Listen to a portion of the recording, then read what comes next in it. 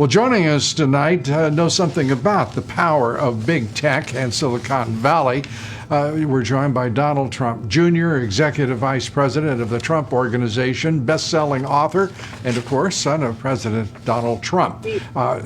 Don Jr.'s Twitter account was restricted yesterday after tweeting a video highlighting the benefits of hydroxychloroquine.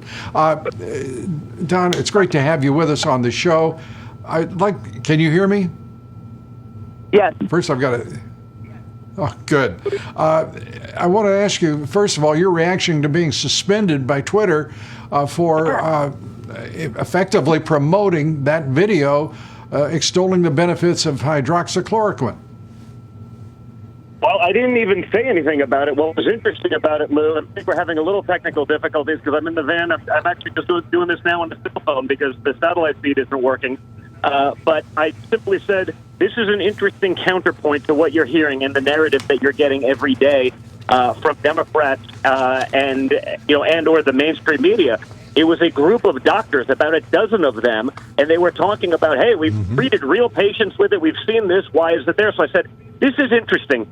People should listen to this. People should hear a dissenting opinion. I didn't say it was right or wrong, and for that, I got thrown off of Twitter for 12 hours.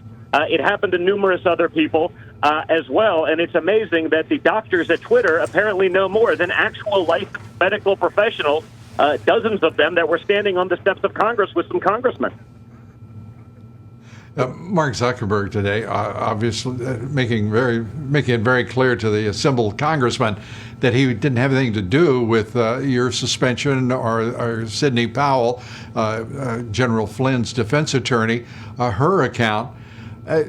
But saying at the same time that he didn't want to be an arbiter of truth, that his company was doing precisely that Twitter, he acknowledged, was doing exactly that, deciding what is valid, what is invalid, what is true, and that isn't their role, nor is it their prerogative under our Constitution to do so.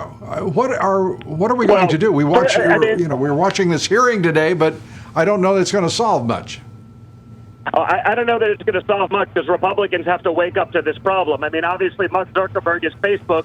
The issue I had was with Twitter, but, they all do the same thing. I see it. Instagram, which is owned by Facebook, did the same thing to me last year when I called out the Jussie Smollett hoax before everyone because I just said, hey, this is ridiculous. And I got thrown off Instagram for a while with my post taken down for apparently perpetuating hate speech. I didn't say anything. I actually said, has anyone even bothered to look into this story because it seems really, really, really ridiculously far-fetched?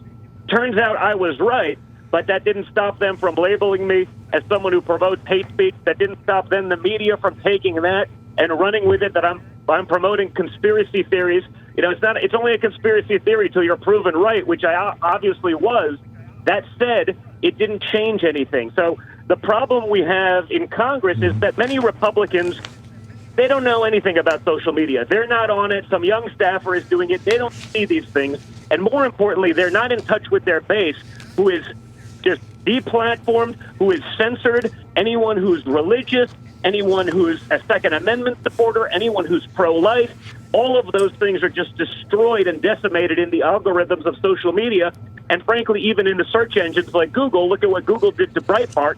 It doesn't end, and Republicans are not aware of it. They keep saying this nonsense that it's a free market principle. It's not a free market when you're getting government protections. These companies get billions of dollars worth of free liability protections from the government. They cannot then function as publishers, deciding what you and the American people get to see and what they don't, pushing their liberal, California, bordering on communist agenda to the American people because they're attempting to sway an election. They're attempting to sway the way that people think, and it's very effective when ordinary people who don't see what's going on, are bombarded with a one-sided, incredibly biased, left-wing talking point memo on a daily basis on these platforms. Yeah, it's truly stunning, the awesome power that these giant tech companies, social media companies with them, are exerting on American society right now. It's stunning. It is also un-American for this to continue under our antitrust laws. And yet, as you say, the Republicans act like scared children when you mention regulating what is obviously monopolistic and anti-competitive behavior. It is absolutely a juvenile response on the part of Republicans who should know something about economics and politics. Let's talk about politics real quickly.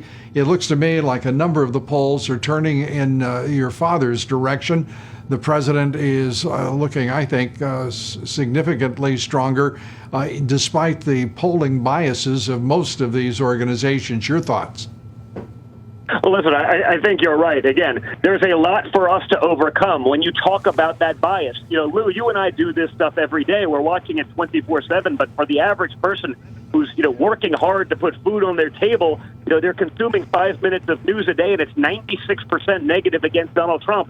There are people, quote unquote, professional journalists who are still perpetrating the Russia hoax nonsense and everything. I mean, it's very hard to overcome that. People have to understand what's going on. People have to understand Joe Biden's past. Because of quarantine, I had a few months off. I wrote another book called Liberal Privilege. It's available on donjr.com, donjr.com, because I basically had 4 months to look into the background of this 50-year career swamp creature. And he is not the guy that the mainstream media is pushing. He is not the moderate that you think he is. He's not this reasonable guy. And honestly, if you watch Joe Biden and you see the way he behaves, you see how he can't remember where he is. He's just a pawn for the radical left. And all you have to do is look on his website and see the Biden-Sanders Communist Manifesto Joint Unity Plan to realize that this is a radical guy who's not in charge. The radical left will be in charge of this Biden presidency if that ever, God forbid, happens, and it will be the end of America as we know it, Lou. Donald Trump Jr., good to have you with us. Come back soon.